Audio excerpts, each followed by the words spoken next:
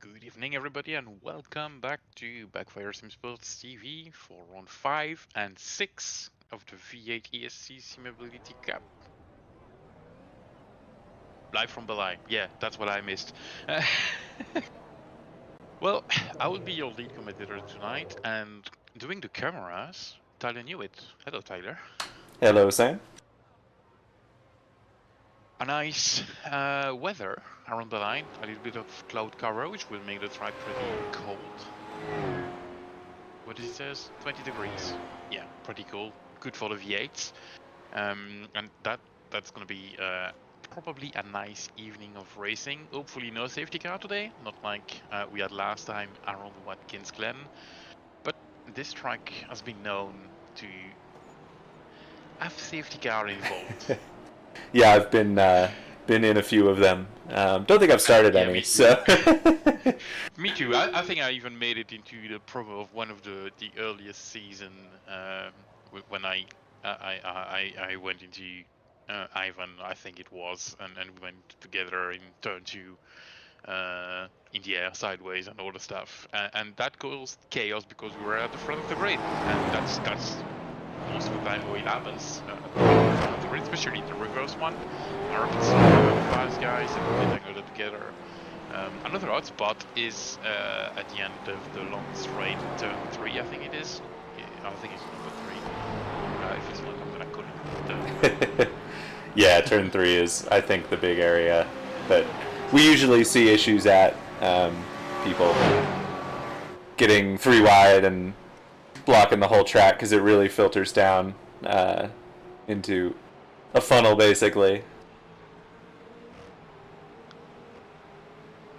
Yes, as with following, I think it is Kenzie Newell. It's David Burns right now who. It's okay, good. Actually entering turn 3. I was hoping it was Kenzie because well, Kenzie's not here tonight, right? Nope, Kenzie's here. There he is. Oh, Kenzie is. Okay, good. I don't know why I thought it was not, but yeah.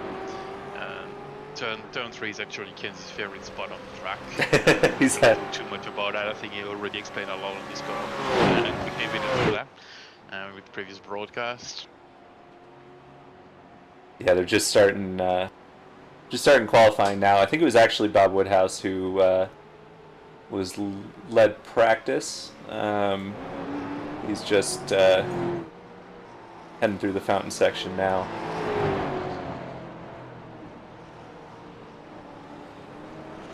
While we're waiting for times to come in, do we want to look at the standings so far? That sounds like a good plan.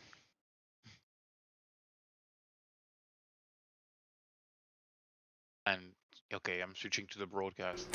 Sorry. Actually, what you show on screen, it's going to be easier. So Simon Trendle leading the way with 374 points. We're not using drop points yet, but this is the midway point of the season. After the 2 races tonight, we will be over halfway through, and we will start to use the drop points. But Simon leading the way, yeah, almost 60 points ahead of Eric Blix. That's a nice gap, isn't it? Yeah, it's going to be interesting though with, as you said, the shortened season this year. That drop round is going to mean a lot. So we know Simon's good at maximizing points over a race meeting. I think he's got to be the favorite here. But of course, Kenzie, defending champion, will have something to say about that. It's definitely going to be interesting to see how the drop run plays out because, as you said, it's 1/6 of the season this time, not 1/12. So it does matter a lot more, and it will come a lot more into play, I think, this season. It would be nice to see also if Michael Davidson is capable of getting to close the gap because he actually won Yep. the first race last time at Watkins, Yeah. followed by Eric, his teammate, in second position, which was a really interesting race. I see he switched to the forever forward. Yeah, all of the Alcantech cars have shown really strong pace. Eric, Daniel, and Michael, as you mentioned, all have been pretty strong. So here's the Forever Forward leaderboard. As you mentioned, Michael Harley Davidson, as we've been calling him, tops that alongside Simon. Eric Blixt 1 spot behind, and then Vit, who's not here tonight, is sitting 4th on that leaderboard ahead of Chris Shaw.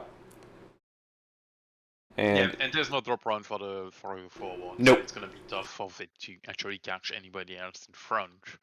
Onto the team standings, Alcantech, with the really great result they had last time around, are leading the way at 620 points, followed closely by Team Camera, Jamie Wilson and Simon Trendle.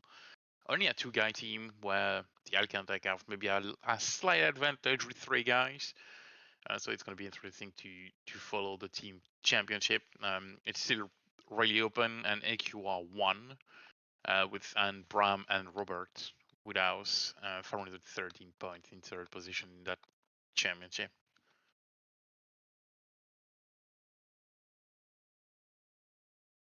Logan Jackson safe driver award. Tony Klosterman leading it. That is something I wasn't sure I would say in my life.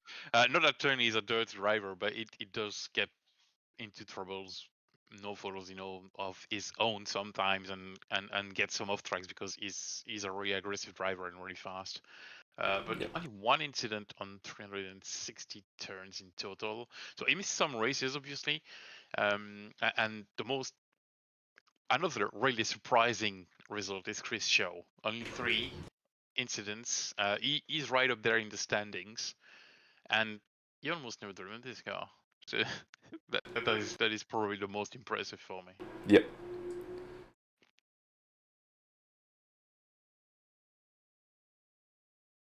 And we're still going. Bill's Filter driving the meeting. Lots of driver on 1 vote. Simon, Chris, Vincent, Eric, and Michael all 1, and everybody else at 0, obviously, because we only had 2 rounds yet. Although we had 4 races, that's only 2 times a vote, and once we were 3, and the other time we were 2. Yes, I can't write. There's only 5 total points. I'm good. Yes, I can count to 5. 1, 2, 3, 4, 5. There you go. So interesting standings. It's gonna be way closer this season than it has been in the past because there's no 12 rounds again. There's only 6. Yep. Switching back to the live qualifying session now. Simon Trenders at the top with 4 tenths on Aerodynamics. That's a massive gap when you consider how close the field has been in the recent past. Yeah, that's pretty substantial there for Simon. I was getting that sense looking at practice times, because obviously Simon wasn't topping the practice times, but he was very close to the top, despite we know Simon only does race runs in practice, so that kind of tells you something about that. And, we also know that Simon is always quick around Detroit. He had a battle with somebody last year for the sprint race win that happened to not go his way, but that was one of the few that he wasn't able to pull off, I think, around here. He's mighty quick. This has been, as we're switching back to Simon, apparently I'm a bit quiet on the broadcast, and you're apparently extremely loud. So well, that's good to know. Let me drop it down, see if that's any better.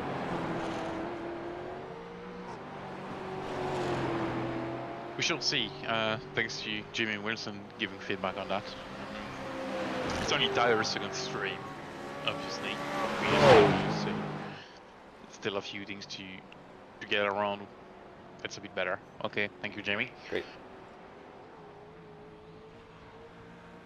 Let's get on board with Simon here, see what a quick lap around Detroit looks like. Pretty sure he's gonna bait out of this one because it's all the time like that. So hitting the curb in turn 3, a little bit of sideways, you see the on wheel, and hitting the curb on turn 4, going all the way to the right from turn 5, not hitting that curb because it will unstable the car, short shoot to the next one that goes onto a long straight and straight, which is probably back straight, they call it the line. A big opportunity for a big passing opportunity, you should say, into this corner, the right-hander.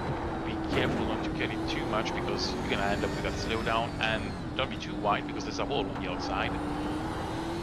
Another left-hander, and then another long left-hander going into an hairpin, right hairpin, another possible passing opportunity, although that's a hard one to overtake.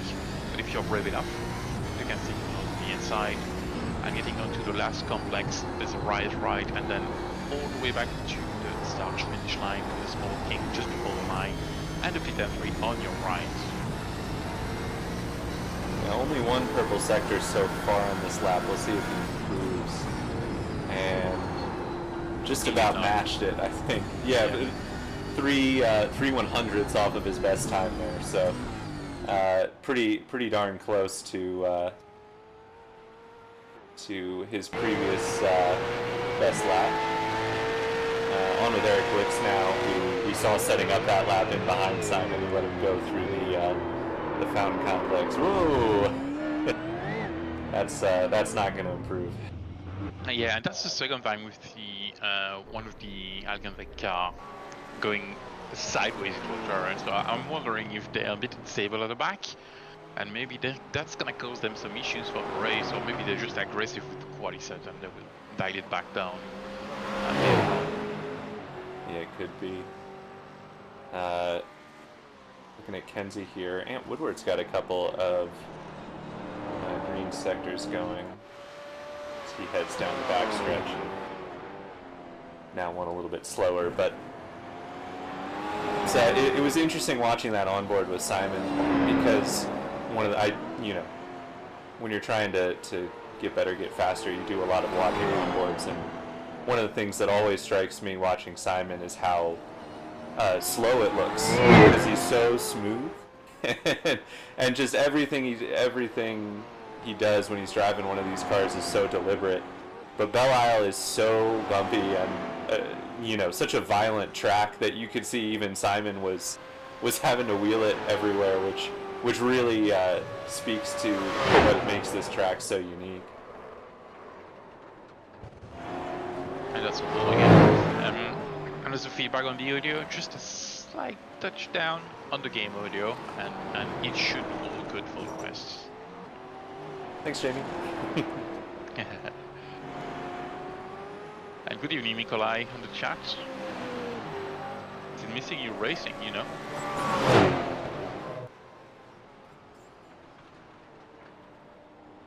Right, 2 minutes left, so if there's people ready to start a lap, they will be able to get it done. Otherwise, I see Daniel Souls and Steve Phillips that might be able to get it, and that's Babula's not able to finish his lap. And that's done for the session. Yeah, it did look like Bob was going to improve there, so tough break for him to lose it at the end there. Yeah, Michael is in slower sector 1 and faster sector 2. He's in 12. When you think he won the first race last time round, it's a bit of a up and down for Michael. I think the first round, I should say, it was a bit down on pace compared to his teammates, and last time he was matching Eric's pace, and now he's again a bit down on pace. Although that still can improve because he's setting a green sector 3. Yeah, even with his green sectors, he's still quite a ways off Simon, who's just set a purple sector 3 here. But it's one of those tracks where the way the sectors flow together and the corners flow together is you can actually find some time by taking a sector easy, particularly turns 1 and 2.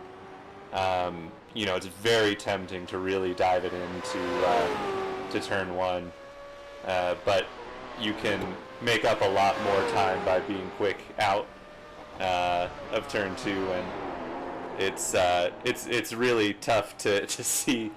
You start to give up time and then you pull it all back as long as you can get a good exit here. But because of the way the track falls away, you can also try and get back to throttle too early, carry too much speed out of turn 2, and end up in the wall. So that's it's a track that's all about balance and compromise in that sense.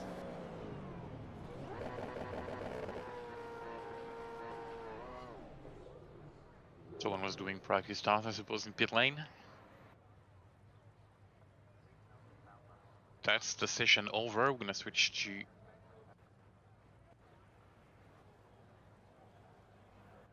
and try the grid set if it works. Yeah, it should be up there. And yeah, I meant the grid set in the session. Ah. And I haven't seen it go through. Well, if you didn't, I just did, so. Well, it did went through on my name. Okay. That's weird. Anyway, I'm delayed on the chat, but racing. But that doesn't matter. Let's go through the grid. And we've got Simon Trendle on pole position for Team Camera, David Burns for apparently Scotland. It's not correct. It might be correct on your stream. No, it's not. For Either Race Racing Forces, if I'm not mistaken. Oh yeah. Eric Blitz for Icantech in third, Robert Woodhouse in fourth for NQR Europe, Kenzie Newer fifth, Tony Klosterman sixth, Stephen Walker seven. Small improvement for Stephen, that's good. Chris Shaw in eighth, Vincent Skibbe in nine, Michael Harley Davidson, I'm sorry Michael, I'm never gonna get your name right, in 10th, and Woodward 11th. Hello Hunt on the chat as well.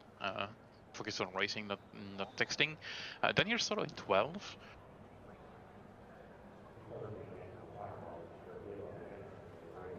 And I give you the time to find the right button.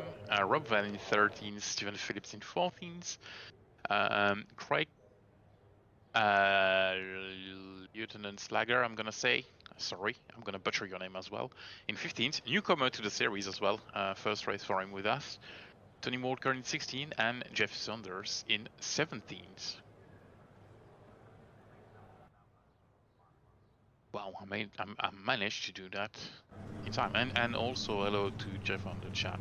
Same remarks as, and focus on driving, not texting. Jay on the line.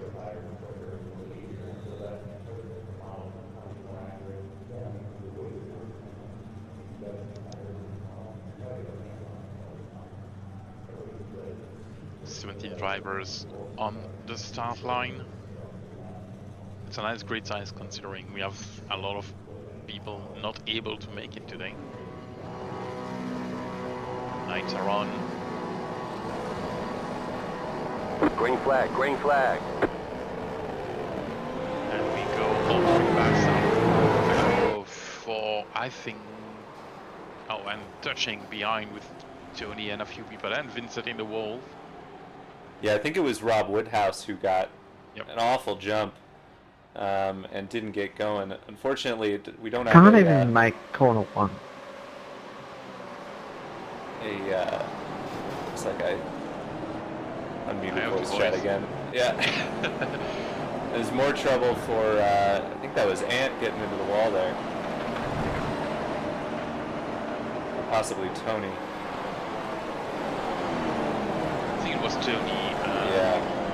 Yes, that's Tony.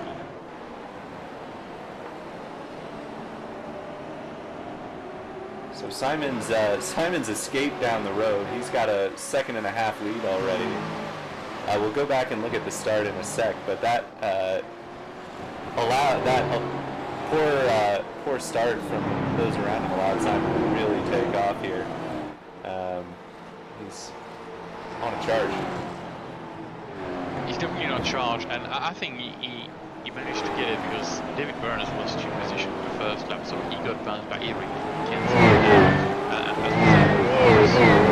First restart, completely got down and actually impede Tony Klosterman and Vincent got the worst of it with -8 position since the start.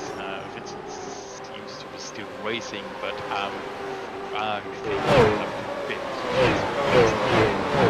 Yeah, let's go ahead and take a look at that crash at the start. It was Rob Woodhouse who didn't get off the line. We're in slow-mo here.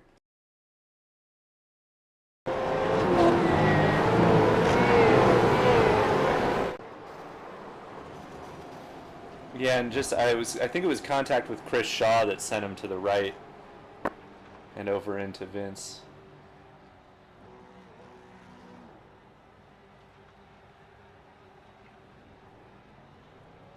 Look at it again.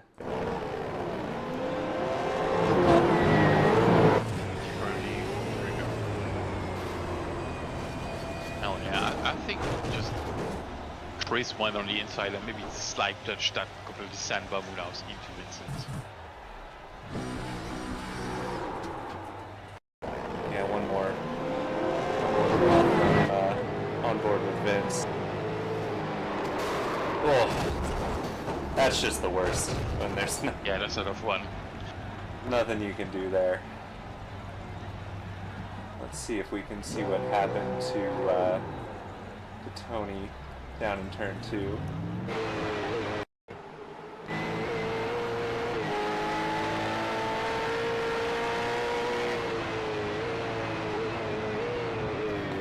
he just Oh, he had to get out of the way. Just got completely overshot the corner. Yeah, it looked like there was a checkup from the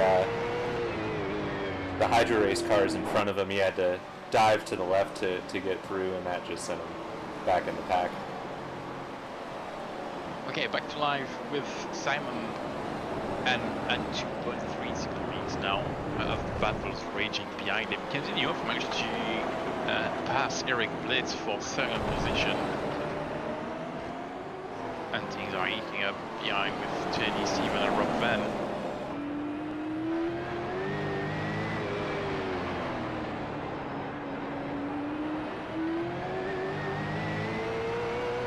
Some damage on Steven's car. Kind of snow on the outside of the road.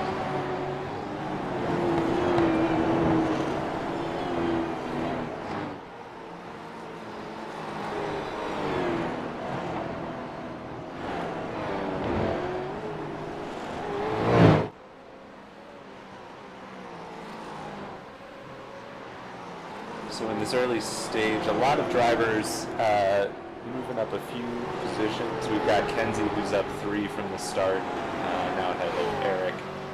Chris Shaw's up 3 from the start, obviously in spite of his contact with Rob Woodhouse, and then Michael Haffleton and Woodward and Daniel Solo also all up 3 positions, and then the big losers so far, who you'd expect, Rob Woodhouse down 6, Tony down 5, and Vince down 8 at the back of the pack.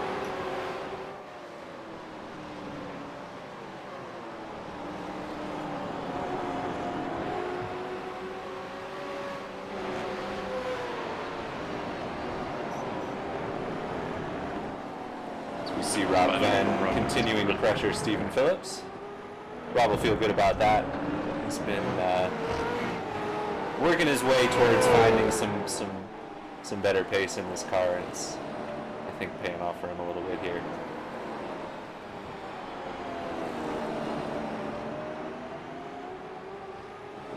Well, it's easy to think you're slow when you see you're in P15, but the pace of the field in general is so good these days that even P15 is really good. It's not that far off the lead. It's not, So, and it's tough to convey too, especially because, you know, these cars are very different than the previous generation cars that we raced, but at the same time, the skills really were pretty transferable, and we've seen, you know, there was a big shift when we went to those cars where we saw some drivers who were maybe not as competitive in the generation before that, found a lot of pace right away with the new gen of cars.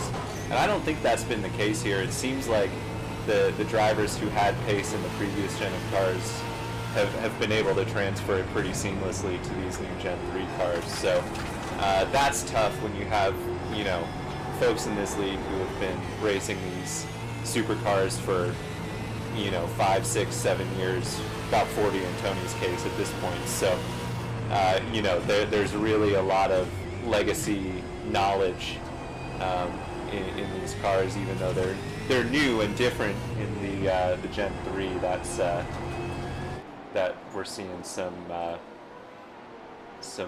new struggles, but still a lot of transferable skills. And I think Michael Hafflinson has damage here. he's got damage and he's got something wrong in the front. Yeah, I don't know. Let me see if I can find that one. Yeah, it's a tough one on Belle because we don't have a lot of incidents showing in Right.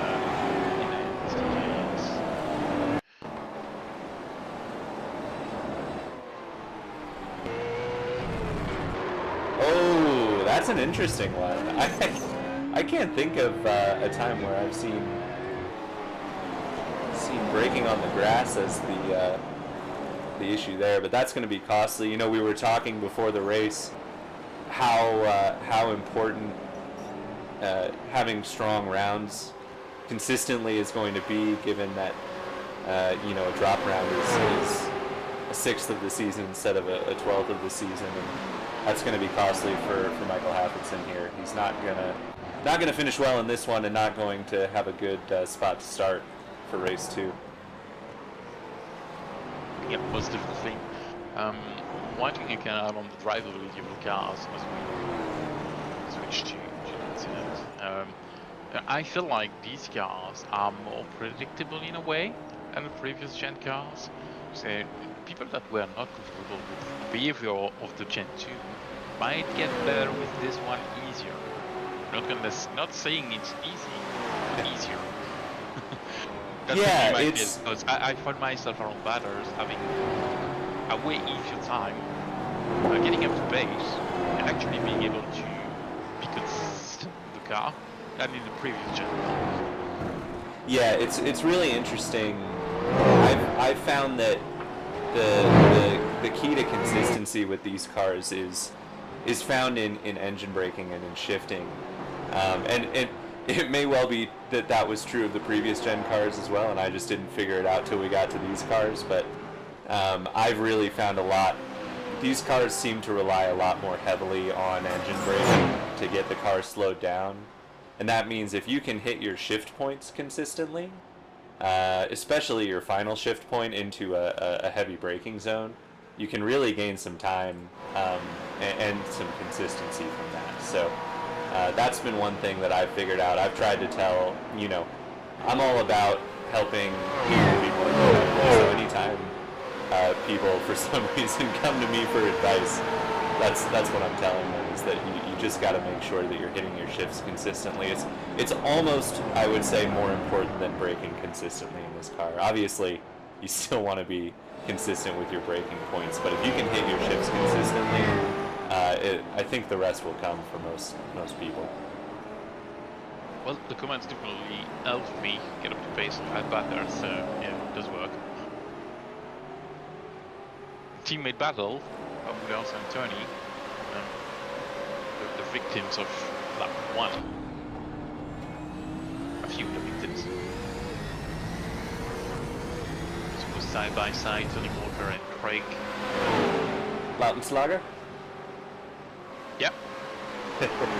Yeah, it gives some time to see Craig here, since he's new to the league and in a battle, which is great.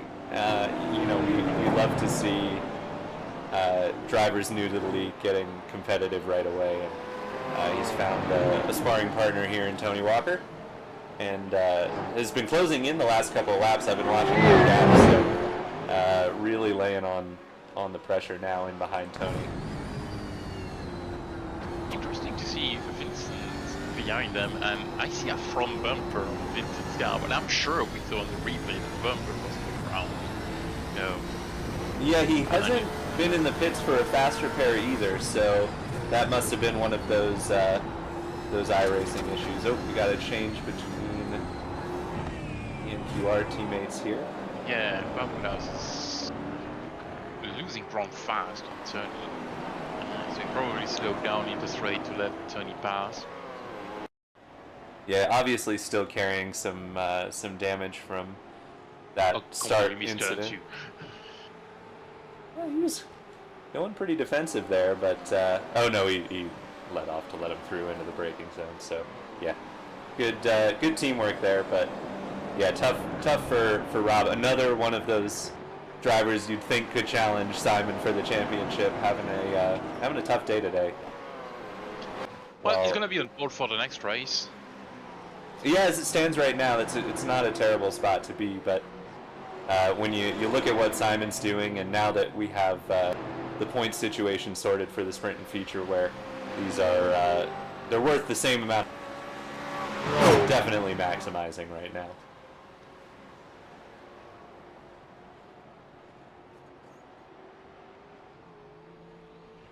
Yeah, and Tony's starting to put pressure on Daniel Solo from 8th place, just resting. So Tony's recovering from the incident in lap 1.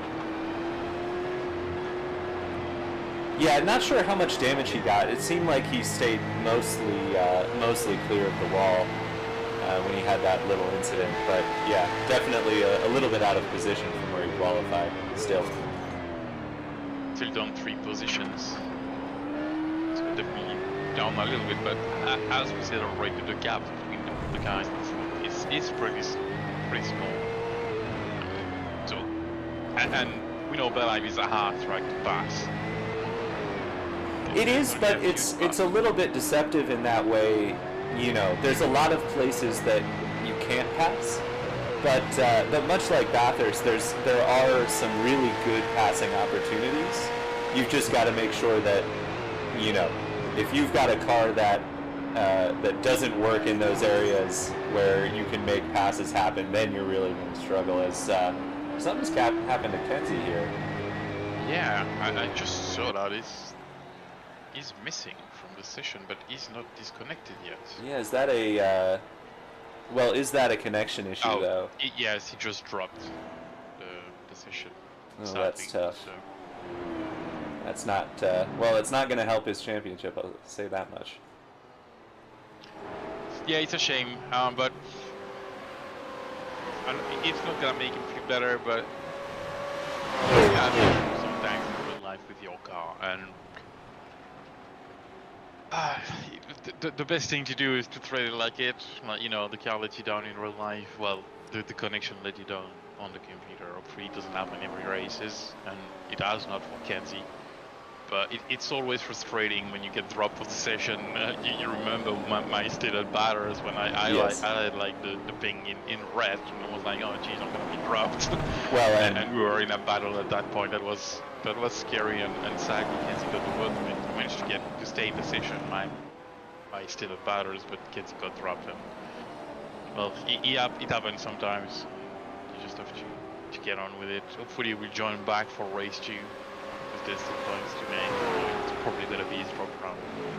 Yeah, we've got an incident for Vince here. Not sure. Kind of all by himself. Did he? Just got in the wall in the braking zone. That's it. That's an interesting one because that's you know, the walls aren't quite straight. So if you and I actually had an incident, not quite the same as this at Watkins Glen, but when you get on the brakes in these cars, because they're so, you know, dynamically unstable, sometimes they start to go not quite in the direction you were going. And for me at Watkins Glen, that took me to the left heading into the chicane, and I had a little bump with Rob Woodhouse. And for Vince there, it just took him into the wall, and then once you're in the wall, obviously you're going to lock the brakes. And just sent him straight on. Not too much damage done, and he wasn't really in contention for the reverse grid anyway. Something now happening to Chris Shaw. Oh, in the same corner. Let's get a replay of that. Yeah, he was on his own as well, so probably some kind of the same issue. He's having the same line, and he overshot. Managed to not hit the wall and not block out the tire. Come on, Chris. It's not that easy, and it's the right way, the rears. So let's go. Yeah, he's got some damage now. That's not going to be helping him. But yes, he sheds the bumper. Still in pretty good shape as far as the reverse grid is concerned, though, as we're coming towards the end of this race. Don't think both Steven and Rob are going to catch him here. What, Rob is in front of him? Rob Van, you mean? Okay. Yes, yeah, Rob Van, sorry. Yeah, guys, change your names, please. Help us. It's already difficult enough when we have all different names. You can't get them right. If you guys have the same first name, it's you. Well, Bob is Rob and Robert and probably something else. You guys in English are how weird with your surname. Anyway, moving on.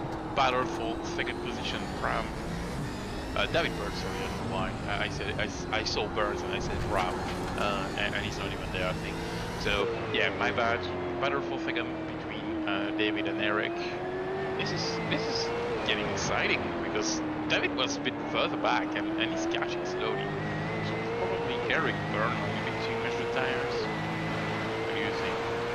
Yeah, it's Detroit's certainly a track that'll lead into your tires and maybe just you know, a bit more conservative from the start for David, and that's helped him catch up. I also noticed he started closing when Kenzie Kenzie's connection dropped, so maybe started pushing once he didn't have that teammate out in front helping. Or maybe Kenzie jumped to David's car. I mean, if that works. That's what caused the connection issues there. Also, once again, that battle for 6th place continuing between Tony and Daniel here.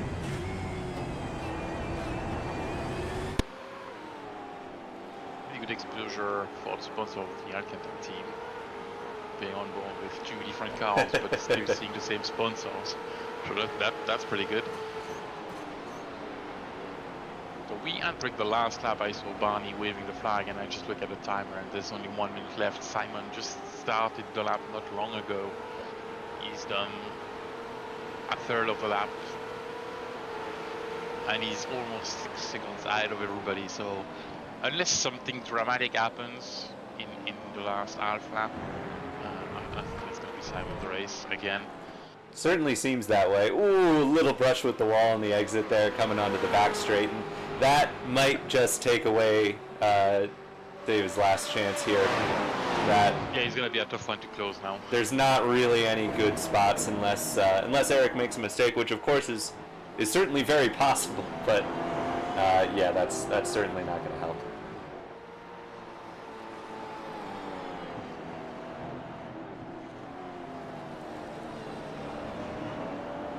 Oh, Tony managed to pass Daniel. We'll take a look at that on the replay once we see the winner cross here. There we go. Simon winning race 1. Or the sprint race of the day, race 1 championship, obviously.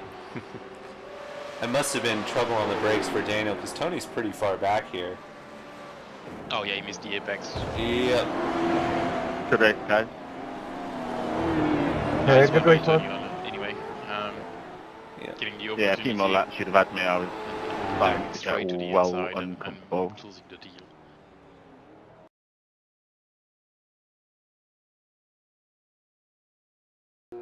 I'm going to go ahead and just put us on our hold screen here while I turn off driver audio again.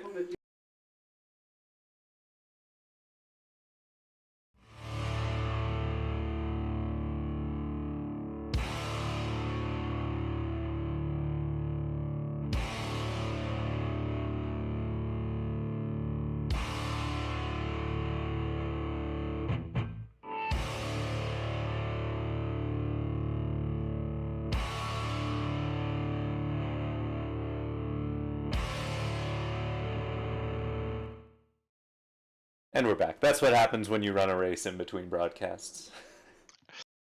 Yeah, I know what it is. Let's get our results up here. All right. Result for sprint race, which is race 5 of the championship of our 11 races, because the last one is an Enduro, if I'm not mistaken. Yes, that's how I know. Oh, good, I know the championship.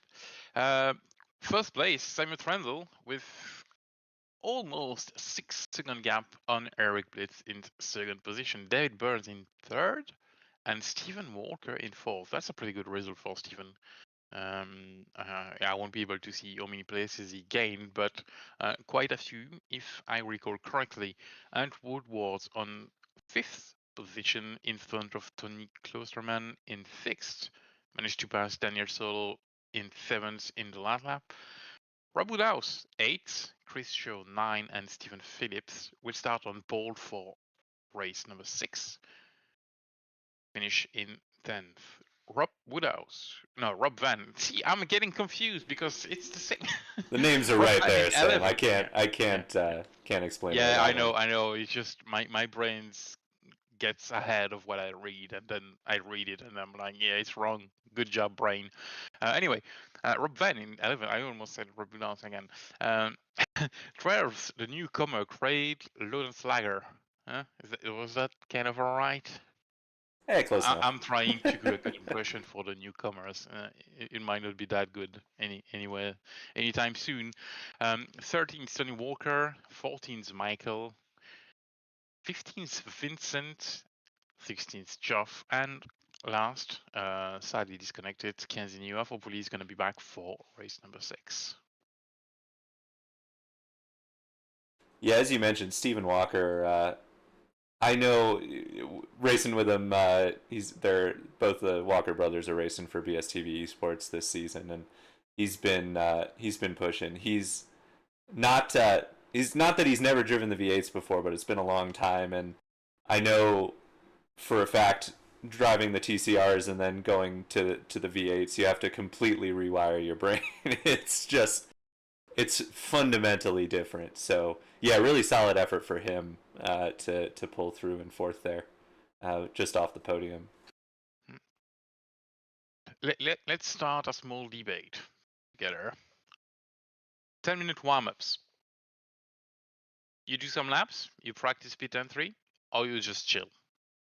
Practice pit entry. Practice starts if you haven't. If you had a bad one in race 1. That's for me. I've been burned too many times by not practicing pit entry. So yeah, that's the way I do it. I just do outlap, pit in, repeat, and stop in the box too. I think that's for me. That's you forget that one, but it's just as important as getting slowed up for pit entry. Most definitely. If you miss pit entry, you get a massive penalty for it. You better get it right. I usually practice pit entry weirdly in qualifying session because I'm never at the front in the qualifying session, and I just run my tank dry, and I stop with a few minutes to go, and I try to practice pit entry at that point, so that way I can also go for a wee before I start a race. Yeah, or as Ant Woodward says in the chat, drain the hot dog water. Yeah, exactly, and that's actually what I do in the warm up as well. I probably go out, do one last pit entry tryout, and then I just get off the rig, cool down a little bit from race 1. Yeah, fortunately, that's actually a really good point. I do sometimes need to get up from the chair and unstick myself basically, because when we're racing in the summer here, it gets real hot. But fortunately, we're now in the cold times, so not as much of a problem these days. But yeah, that can really be nice between sessions.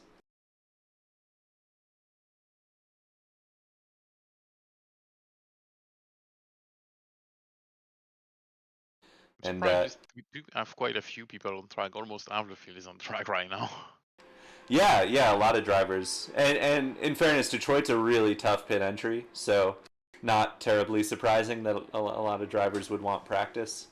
We can see that we had almost half the drivers on the grid, but only 2 of them have done laps. So that's the difference right there. But yeah, I think it's pretty important to get that pit entry right. And pit exit too. Detroit's not the easiest. Oh yes. You can find yourself any pit exit that involves some twisting. That'll put you at risk. So that's another thing to try. Especially with the cold tires. One thing I've learned, like with practicing entry in the warm-up session, is you've got brand new tires. The car is not the same. No, and it's not going to work exactly the same as in the race. That's why I prefer to practice it at the end of qualifying session, because you already have like over 10 minutes on the tires, so they're not brand new anymore. They're not as bad as they will be in the race, but they're closer to the usage you will get into the race. Looks like Steven here doing a full lap, but yeah, the one way you can kind of get part of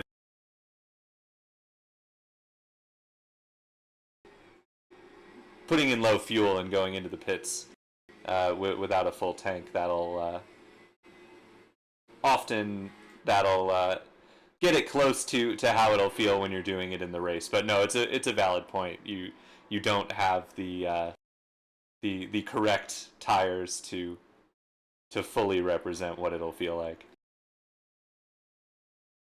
Well, I'm gonna take a really, really short break before Drain the hot dog water. Exactly. I've been on water all day, so I need to drain it. Okay, I'll see you in 2 minutes.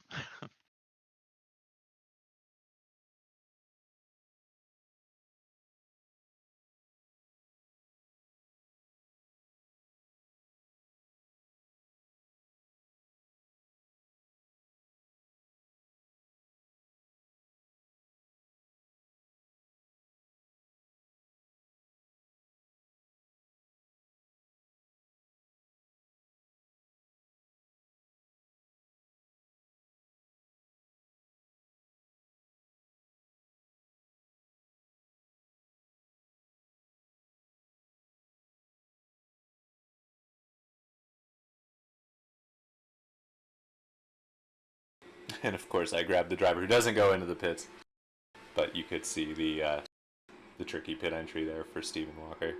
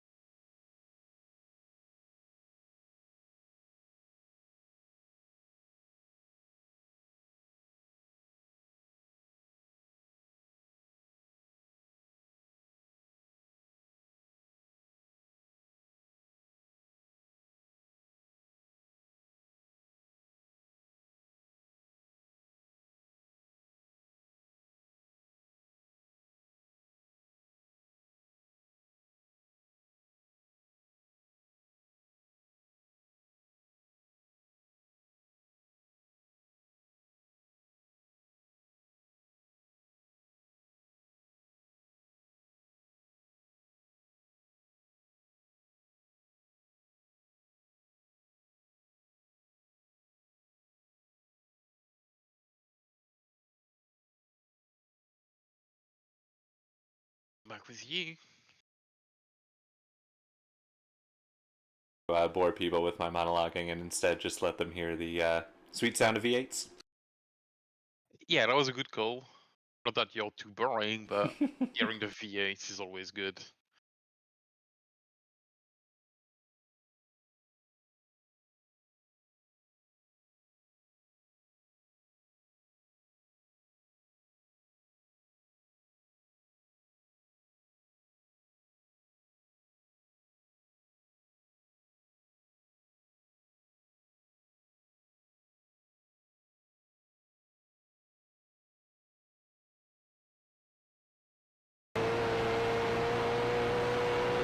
Well, apparently I intended to let people hear the sweet sound of V8s, but it was not on. So, thanks for pointing that out, Nikolai. Sorry, everybody. Oh, it's all going off. That was interesting. My mistake. It looks like we're getting ready to grid up here.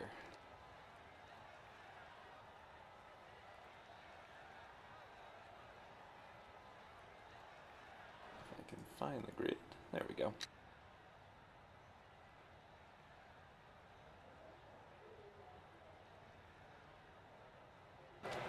So it's Stephen Phillips who will start on pole for the reverse grid feature race here. Chris Shaw lining up alongside. Rob Woodhouse, that's a strong start for him after his tough race one. He's going to be in good position. We know he's got speed around here. Daniel Solo also has been quick. He's in position number 4. Tony Kloosterman in P5. Then it's Ant Woodward, Stephen Walker, David Burns, Eric Blixt, Simon Trendle in rounding out the top 10. Then it's Rob Venn, Craig Lautenslager, Tony Walker in 13th, Michael Hafledson in 14th, Vince Skilbeck in 15th, and Jeff Saunders and Kenzie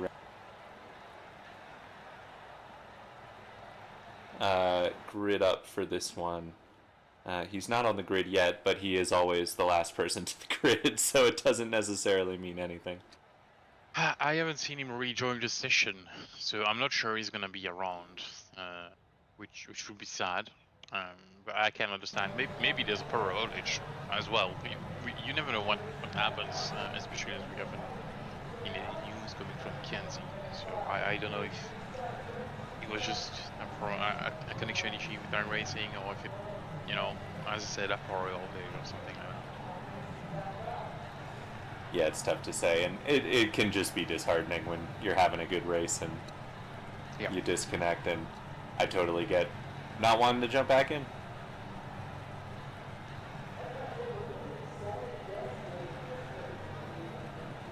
I was a little late getting the grid set command in, so it might take a while. Oh, Kenzie's joined the race, so that's good.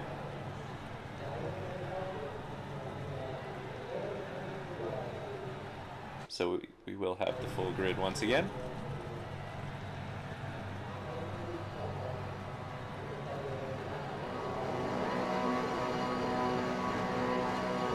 Lights are coming on. Green, green, green. We're very sad for you this race, so we shouldn't have too many troubles. This time 3 wides into turn 1. Yeah, Eric thought better of that one. There's plenty of time to make that ground back up. Obviously, when you're trying to stave off Simon, I get it, but that, yeah, better decision on the there. inside.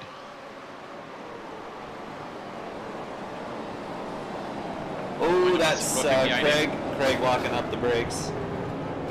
And I think he hit Rob Van. Not sure, but I think it was Tony Walker potentially. I've got a incident for Tony. Oh no, Tony's happened further back. That must have happened side by in turn side one. with Rob Van. So I don't know what happened. Oh, and it's a bad race for all the BSTV boys. Yeah, apparently so. Oh, and that was Kenzie's side with David. What was you? I believe it was David. Yeah, as Kenzie goes through. We're gonna have to catch up on a lot here. Oh, and was that Eric off the runoff? No, that's Michael. I think that's the one that collected with yeah, and Michael's David, I think it was. He's got a meatball flag now. So Left destroyed. yeah, wild start to race 2 here. We'll stick live just for a moment while we've got some battles going on.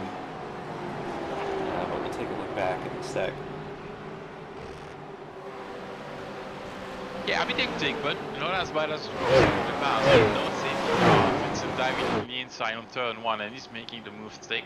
Yeah, Craig facilitated that quite well. All right, let's jump back to the start, or near to it, when we had Tony Walker's issue here. Oh, there's a battle for the lead before we switch to the replay. And Chris Shaw on the inside of Stephen Phillips.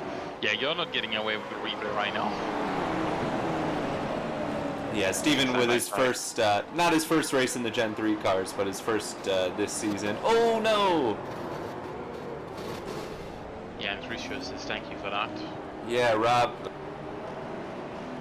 tried to follow him through, but that gap was always going to close, I think. Well, add it to the replay pile here. Yeah, and Tony's losing position too. Doing my best, Sam. Nah, it's fine. I know how hectic it can be. I think Tony got into the back. Yeah, is that Daniel Solo missing a front bumper there? I think it is. Yes. So we've got all sorts of chaos here. Meanwhile, Chris Shaw, a 3 second lead at the front. And we'll have to see, because he didn't really have, he wasn't setting the world on fire. We'll see if his pace here will help him pull it out. All right, we got to get some replays in. Let's go back to the start here. Well, hold on. Hold that thought. Hold that thought.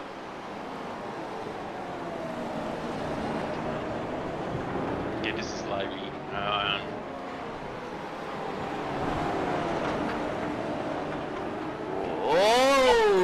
Kenzie into the back of Simon, and that... Oh, no. Even more trouble. Yeah, that's a bit chaotic now. I think about half the field has been in an incident at this point, and yeah, that was a weird one. It seemed like I'm not sure what would have caused Simon to check up, but Kenzie got into the back of him. Yeah, we saw her on the exit because he made a pass to Daniel and Kenzie. All right, we're going back to the start here. And maybe just do it once. Yeah. Just do battle. So this is what happened to Tony Walker. He's already kind of off the back of the pack. Ooh, Yeah, what was that? that was the newcomer. No, because Craig's, I thought was a separate issue, or maybe it wasn't. No, it was Craig looking Okay. up the tires, and I saw one of the BSTV cars Yeah. kind of it. Yeah, Tony, that's tough. That's a real blind spot in these cars. You just don't see it when you're turning it. All right. Then we had Steven's issue.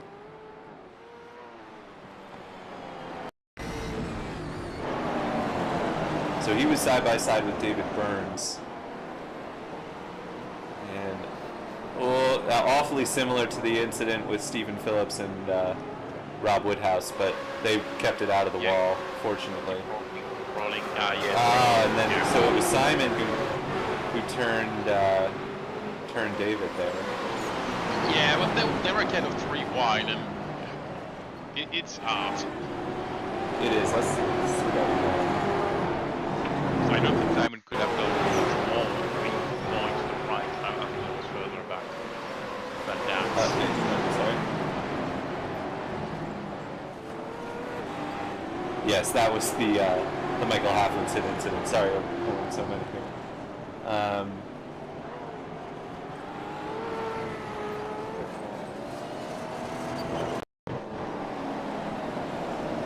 Nope, we're too far back again. Sorry. A lot happened.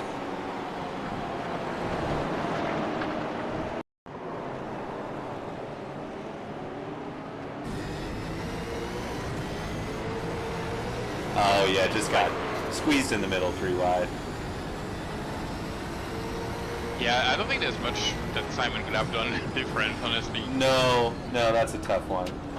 Alright, I'm going to jump back live before we watch some more replays because we've got some close battles, I think.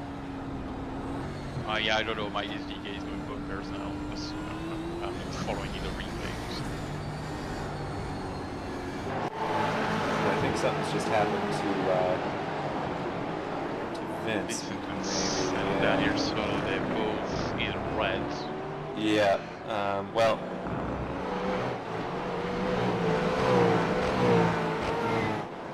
I'm going to go out of order now, but...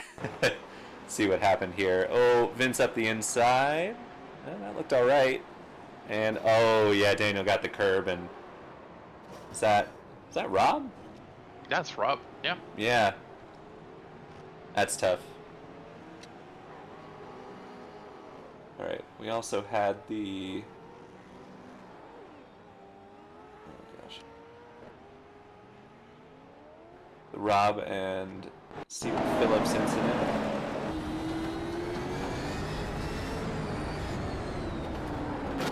Yeah, I don't know what Rob was thinking there. That was a bit foolish, if I'm being honest. That gap. Well, a late move, but Yeah, I don't think that gap was there, even when he first went for it. We've got this incident with Simon and Kenzie.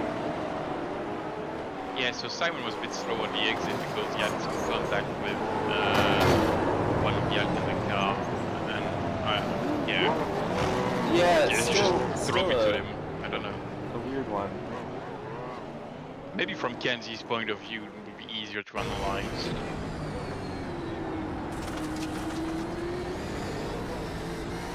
Yeah. that just happened so fast, yeah. Alright, then we've got Tony. I promise we'll get back to live before the end of the race, everybody. Oh, this is the same incident.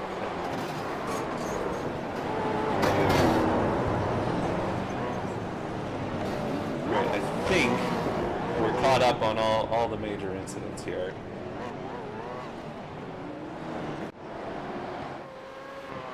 And after all that, Chris Shaw has a 2.5 second lead over Ant Woodward. Which is not too bad when you think about it, but there's a nice battle raging on for 7, 8, 9. Yeah, a lot of drivers who have been in incidents.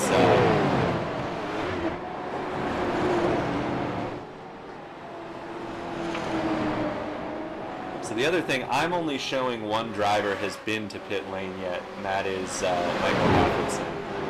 Yes. Which is pretty surprising given the amount of contact we've seen. So Tony just got through on Craig Lautenschlager there.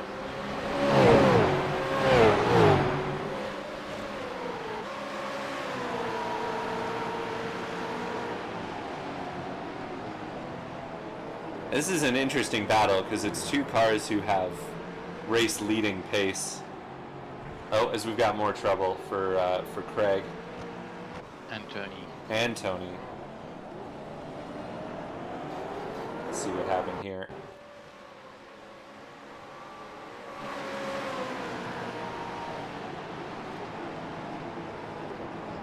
Or separate incidents. Independent incidents in the same... Man, that corner is causing a whole lot of trouble today. We've got more trouble for Vince, too. Trying to get by. I think that's Daniel Solo. Ooh, and then was trying to keep it closed off and just found the front bumper there. Yeah, I think it was Tony Walker in front of him. That was a bit slow on the exit, and yeah. he tried to avoid Tony, but Daniel behind him couldn't see Tony at all. Yeah, that does just seem to to the be normal case. line. Yep.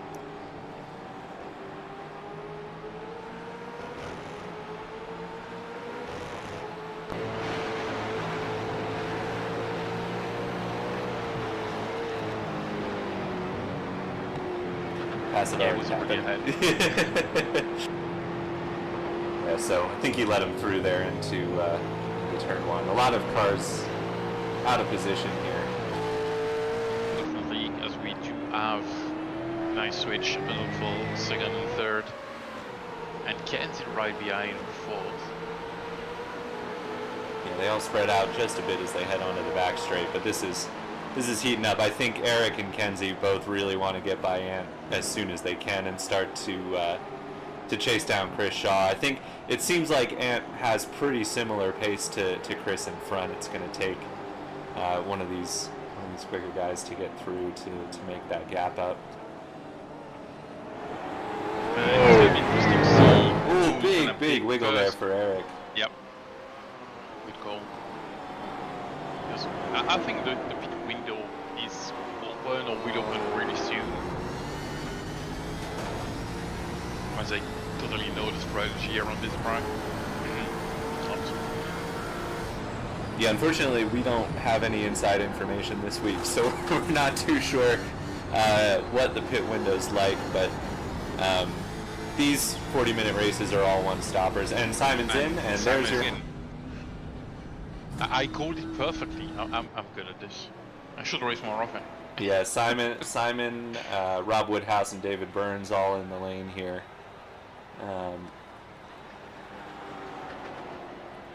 Yeah, Simon's well a bit further back, so the goal now is to make the undercut and try to gain some positions from pitting early. It's definitely not unusual to see Simon be the first in the pits, basically as soon as the window opens. Honestly, what's more unusual about this is the fact that other drivers came in with Simon. Often Simon is really stretching the fuel window and comes in a lap before. Personally, I think the pit window is open. So let's see Kenzie getting by Eric here.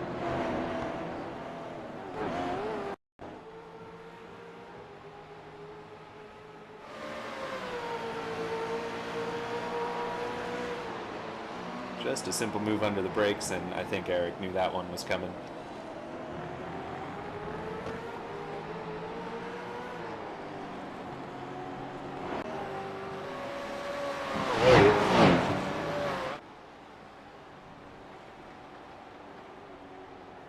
So no one in the lane this time. It seems like you were either coming in at the start of the window or you're going to be coming in later.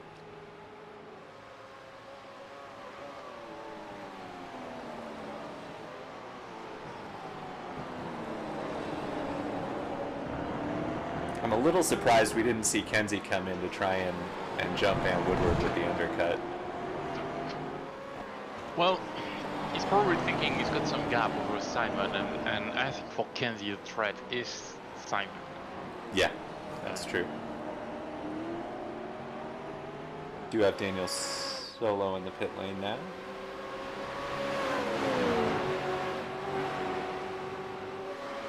Oh, and Kenzie's connection is doing weird things again. We saw him disappear on my screen for a moment. He's been pretty solid on mine, but yeah.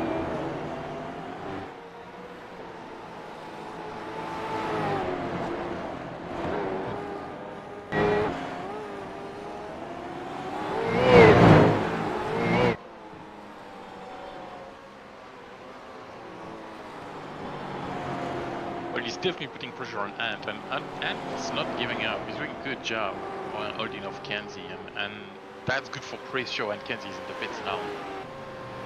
Yeah, that was pretty expected. As I said, a lap later than I would have thought Kenzie would, but yeah, this is clearly he'll get the jump here on Ant Woodward with the undercut, assuming he has a decent outlap, and that'll set him on the path towards Chris. Would also expect Chris to come in the next lap or two. You never want to leave it too long and feel like you lost the race in the pits.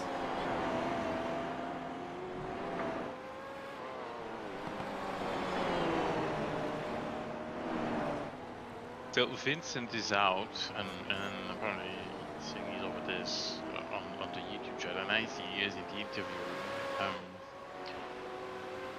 Would it be sensible to drag him in for a little chat? I think it might be good to let him cool down a little bit longer first. Alright, what we're gonna do is, Vincent, if you're still listening, if you calm down enough to get a chat with us, let us know in the YouTube chat and we'll drag you in. Yeah, I feel for Vince, obviously, and you know, definitely a couple of tough incidents that, you know, could happen to any of us, but he's borne the brunt of it for a couple seasons now. Simon's putting in the fastest lap of the race as well on the last lap. 1:31.85. Yeah, unfortunately he's quite a ways behind Kenzie, who is the highest runner of the cars who have made their pit stops, as you would expect.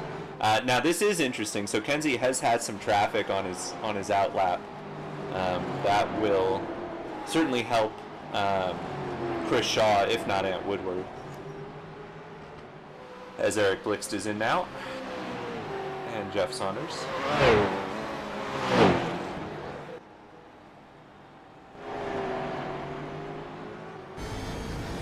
And Tony peeled off for the lane there, so Simon is free to go.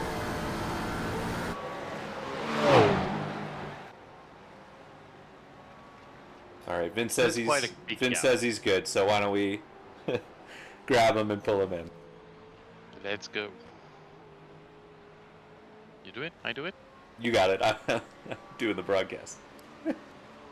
Vince, good morning, I suppose. Yes, morning. What time is it for you?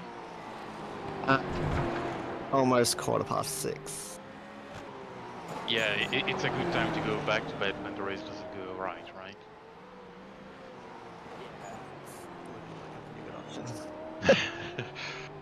Alright, let's try to have your point of view on what happened, because there's quite a lot of things that happened to you today. The first race, I looked at the replay and I've got nothing against Bob. He kind of just got smashed by Chris, which sent him straight into me.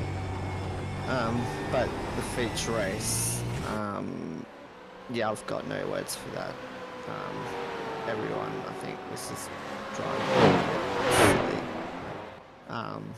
Way too many incidents in the first 5 laps, and with my incidents, it was the same driver both times that screwed me over. So, yeah, that's all I got to say about that.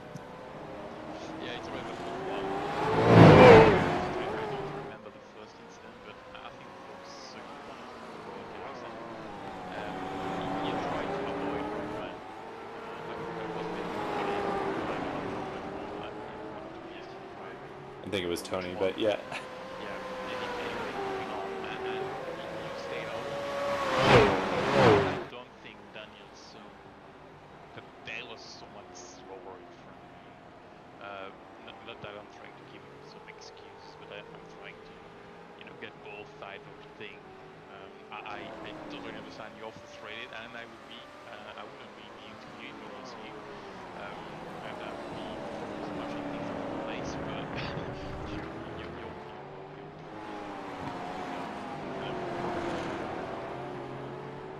Yeah, I was really, really annoyed just after I went back to the pits. I kind of just threw my gloves away, said a few words to myself. But yeah, coming in here, I was just like, be calm, be cool. But yeah, it's just one of those things that it's another one of those seasons where I'm just the victim of pretty much every incident that's happened down the track pretty much.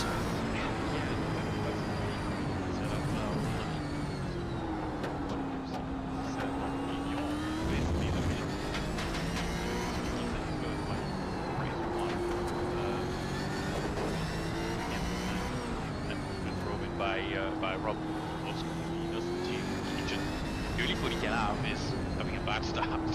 But that's it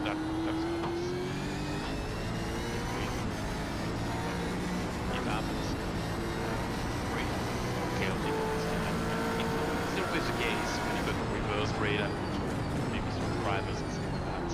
I mean further in the front and eager to get past and make their way in the front. Maybe a bit impatient. We'll have to watch it back. If you feel unbrave, and I can totally understand that. Don't forget you can either talk openly about it on Discord or fill in a protest and the students will look at it and try to run a BSTV on the incident. So if you feel the need to do it, just do it. There's no harm in doing it. But yeah, hopefully it doesn't get me away from the league because it's always nice, but I totally understand if you're already frustrated and want to just let it go for now. Nah, I think I'll keep coming back. I think just my issue this week is I've been focusing on the V8 scopes, that first 1000 this week.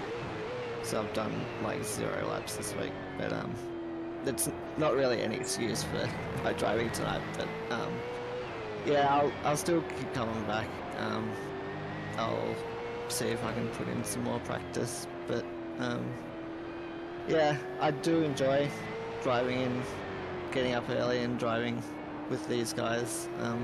Sometimes it's fun, but most days these days it's pretty annoying and just not fun to drive, so yeah. I know a lot of people watch the broadcast back, so they will definitely hear your points, and I join you on that. It's a bit messy, so maybe we can have some more clean races in the future, and at least not involving you in the incidents. On that note, good luck for the Battles 1000 this weekend, and well, next weekend, I suppose. Yeah, tomorrow. Tomorrow? What? Yeah. When I'm on? Yeah, tomorrow is Sunday. Jeez, I'm getting my... Well, it's 2 days for you, right? today for me. Yeah. Yeah. Oh, and we have more incidents, right? We're gonna go back to the race as most of all of the pit stops have unfolded. Vince, good luck with for the batters, and we'll see you in 2 weeks' time. Catch you guys. Have fun with the broadcast. Yep, thank you. All right, back to the racing. Yeah, I was doing my best to get the sound levels good there, but was having some trouble because Vince is always pretty loud. Let's see what happened to Ant there, because he was starting to pull the gap back to. He loses the front bumper. He was starting to pull the gap back to Chris Shaw before the incident, but looked like he just looped it on the grass. He went on the grass. Yeah, ooh, and that'll hurt. That definitely hurts. So we still got like Christian and Rob Van. Pit. Yeah, the good news is he hasn't pit yet, so he's got his fast repair, but he lost, what, 12, 13 seconds in that, so that's a potential podium, I think, gone begging. We also had a few battles going on track as we were talking to Vincent. But interesting to see that Kenzie knows catching about Van, and he's the first guy from the Vickers. And what's the gap? About 26 seconds on the leader. I don't think it's gonna be enough for Chris to keep the lead after this. What I'm surprised to see is that Simon is still in P7. That's gonna make him P5. So not a bad result considering he was turning around and facing the right way and went down the field earlier on, but probably not the result Simon was hoping for after race 1.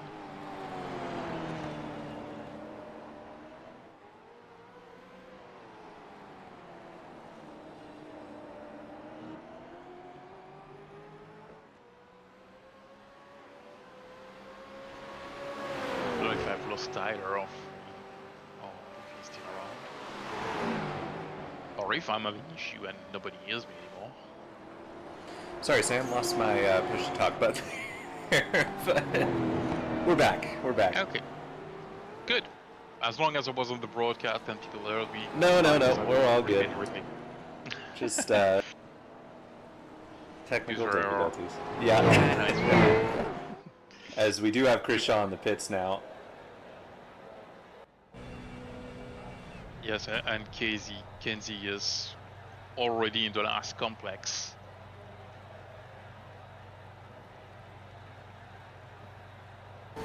Rob Venn also making the stop, so you figure this is the end of the pit window. Yeah, Kenzie's going to clear him easily, but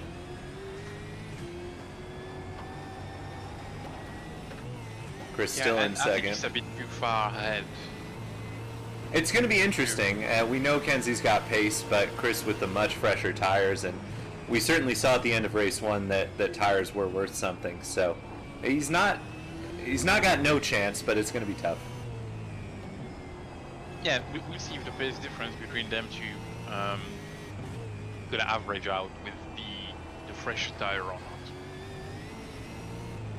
Sam Trendon and Stephen Phillips are in a close battle, I think, for P5. Yes, there we are. So is Stephen going to the pits or not? No, he has not. Yeah, he was the last one. So I doubt he'll hold Simon up too much here, and in fact, lets him through on the inside.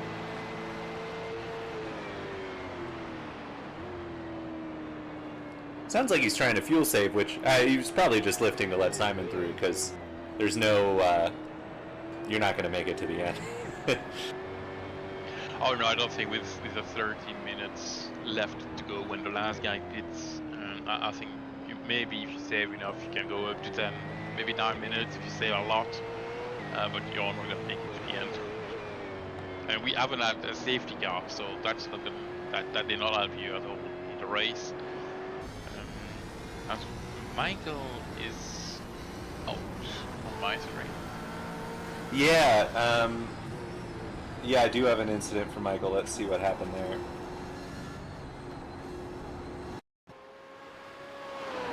All on his own. Oh, yeah. I think the car was already a bit Yeah, that's a not bizarre square. one.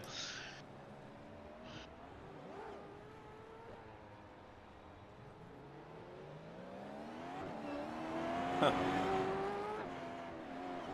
Yeah, but it's weird because he entered the pits and then he's out now in the decision, so he probably entered the pits and left the car. Yeah, certainly not in ideal shape. Simon is pushing. Yeah, it looks like he started to struggle with tires. Remember, he did first, and that was 14. Yeah, 14 laps ago. No, Yeah, you say that, except that 8. he. Oh no, I'm sorry. I was looking at Ant 11 Woodward. laps ago. I was about to say Simon set his fastest lap of the race that time, but no, he set pretty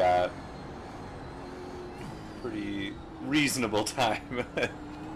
But Ant did set his fastest lap of the race, having just pitted fairly recently.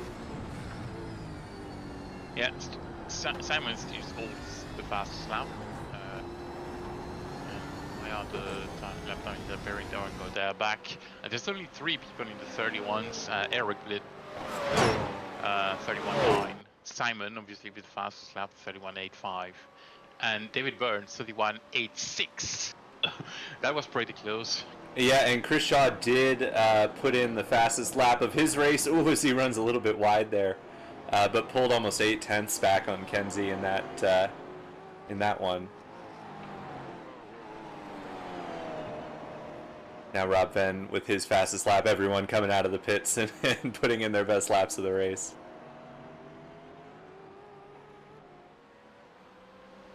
This is the battle though. Chris has the fresh tires, but you know, I think everyone who's driven the supercars knows how the tire fall off works, but for those who haven't, it's pretty much you've got 2 cliffs with a plateau in between.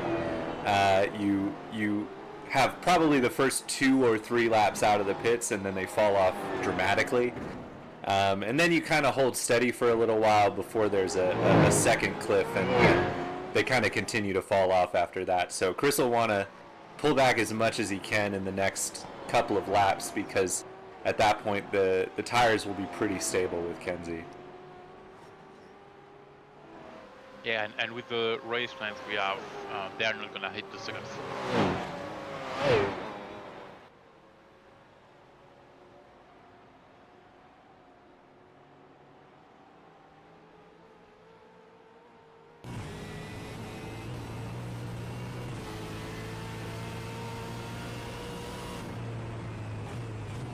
Kenzie is now the biggest mover, well, he's been for a while now. Biggest mover with the 16. Obviously, he's down to 17 first, so. Yeah, he certainly had a lot of help, and Yes. arguably helped himself with the Simon incident. But yeah, he's hard to argue with the results there. He's been putting in the work and stayed out of trouble, which you can't say for, I would say, the majority of this field.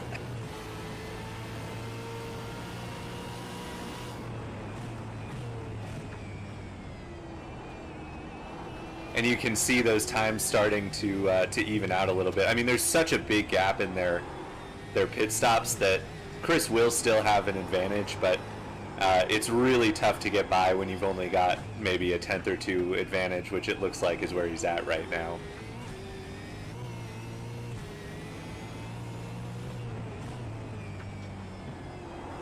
Yeah, it's definitely gonna be tough.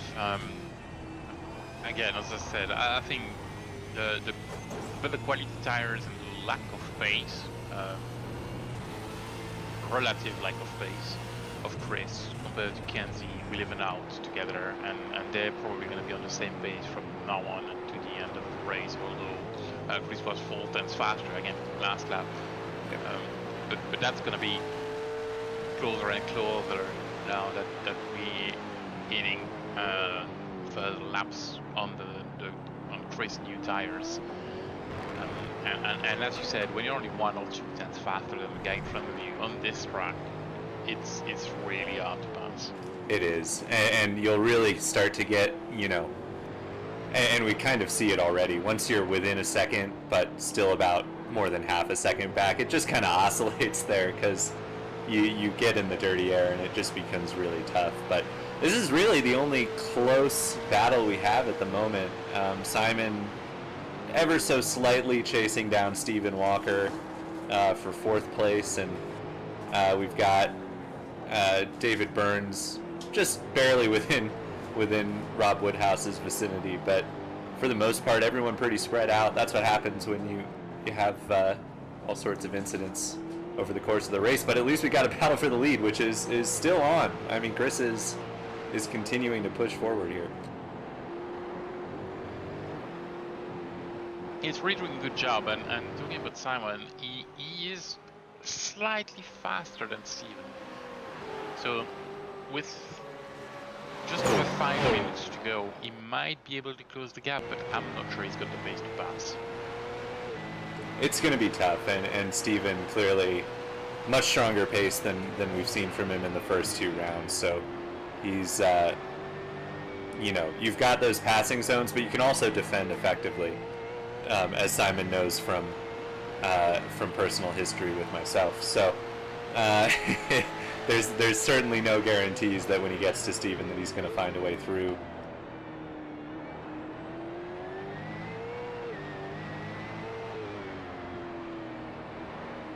Hopefully Simon's not listening to the broadcast so he doesn't get violently angry at the memory of the battle we had.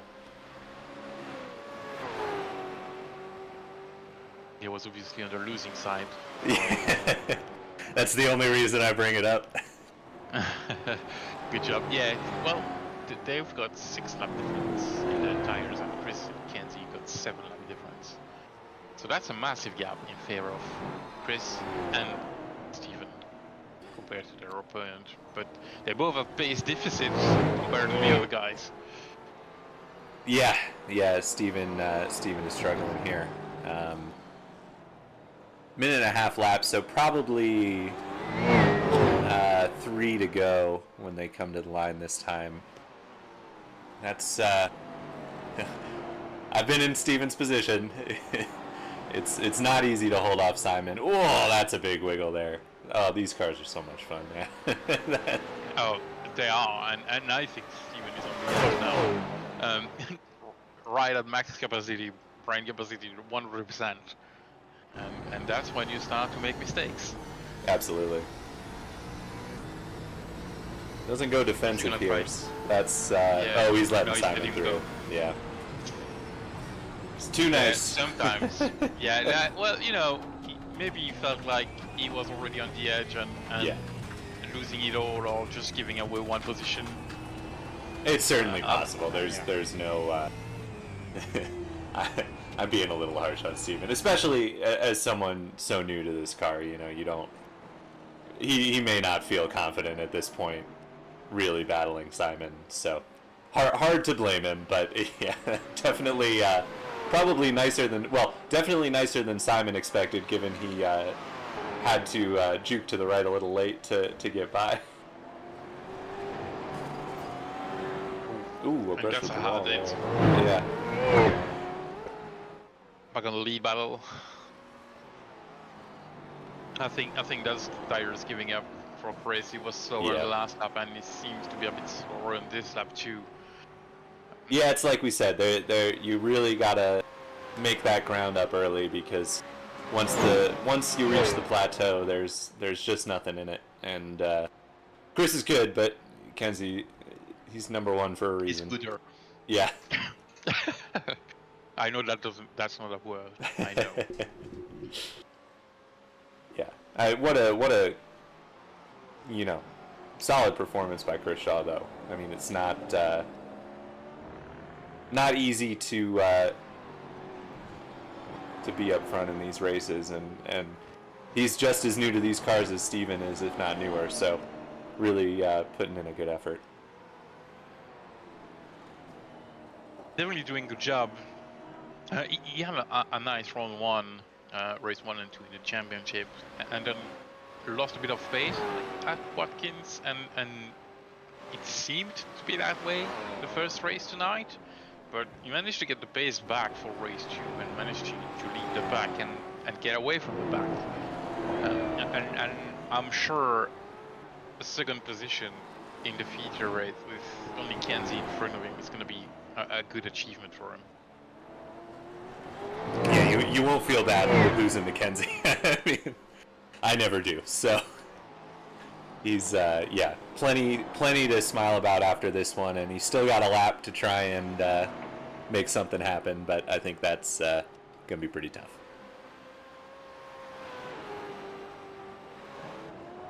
This is the only closer battle on track right now, which is David Burns. He's been slowly hauling in Rob Woodhouse, but again, it's the tires are not different enough that it's going to be really tough to make something happen here for David. Well, they're exactly the same. Sure. Yeah. They both. Yeah. He was pulling him in. Actually, lost a little bit there. Or set basically the same lap times. So, don't think we're going to see any late movement in this one.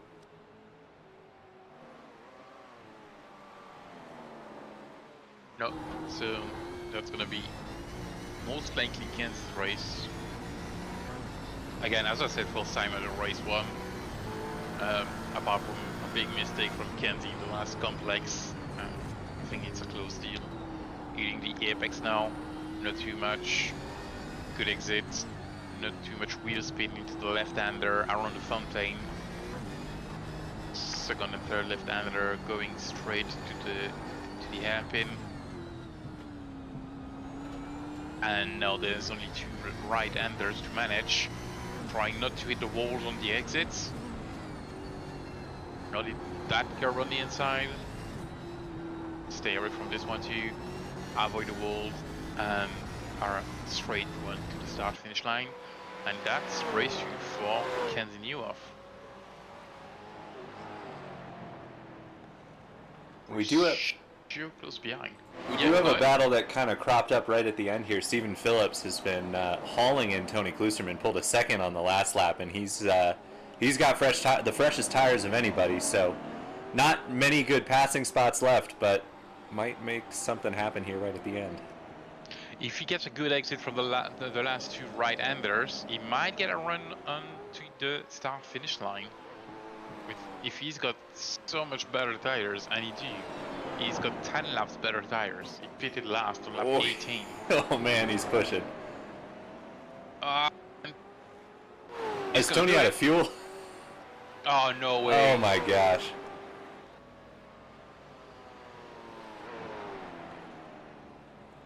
That was a wild one. That's another top 10. Yeah, that was wild.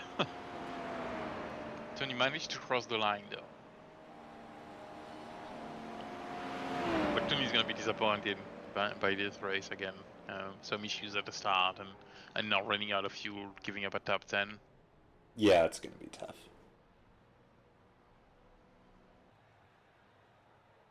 Yeah, you need to wait for everybody to finish to get the results. Yep. But once we have them, we'll throw them up there.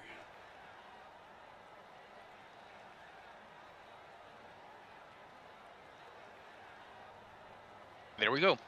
As I said, Kenzie Newhoff finishing first, gaining 16th position, made themselves for himself at some point. That's but, right. He usually races in a super clean we'll judge league. On a later date. Yeah. Second position, Chris Shaw, nice result, starting second, ended up in the lead pretty much from the start, getting away and then finishing 1 second off Kenzie's.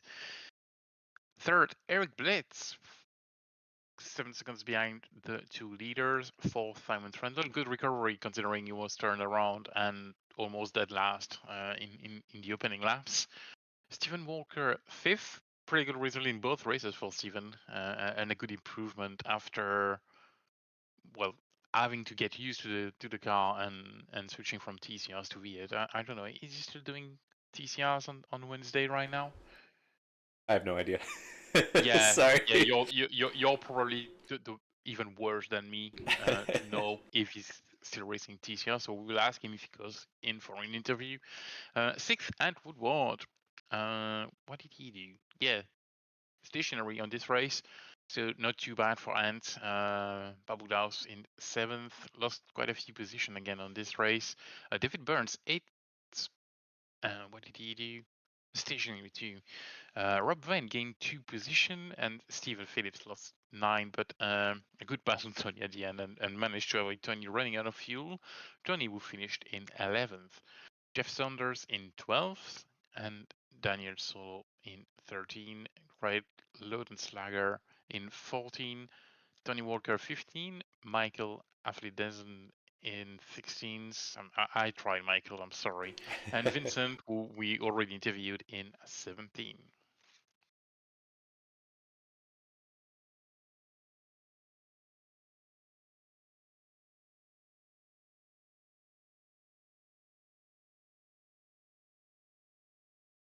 There's not a lot of people in the team's channels, and there's not a lot of people in the interviews.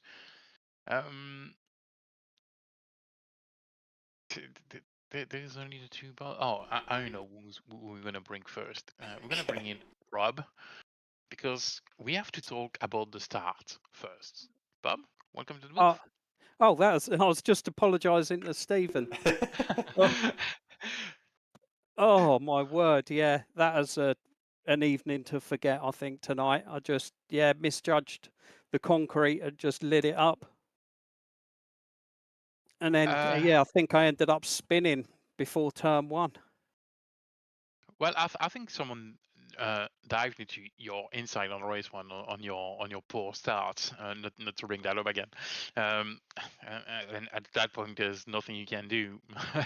But maybe you've got a place in Team Camry right now. Although they're getting good starts, so you have to pick up the pace.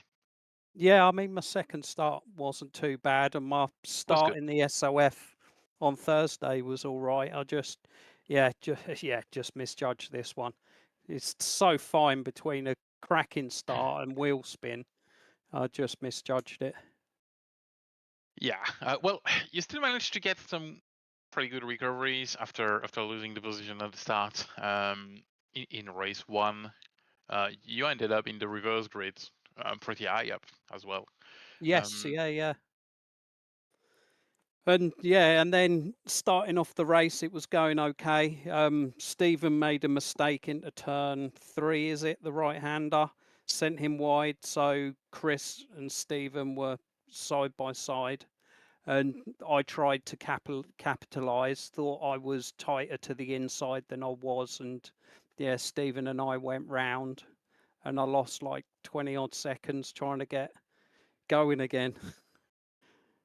Yeah, those things happens. It be like that sometimes. I'm sure you guys will have time to debrief everything that happened after the race, and after the interviews.